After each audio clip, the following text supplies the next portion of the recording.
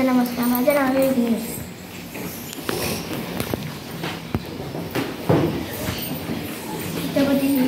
छत्रपती शिवाजी राजा असा एकच होऊन गेला. छत्रपती शिवाजी राजा असा एकच होऊन गेला.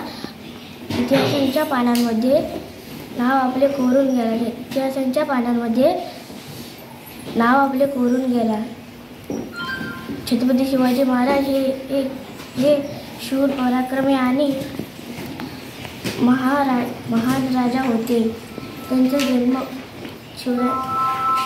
शिवरायांचा जन्म 19 फेब्रुवारी 1630 रोजी शिवनेरी किल्ल्यावर झाला.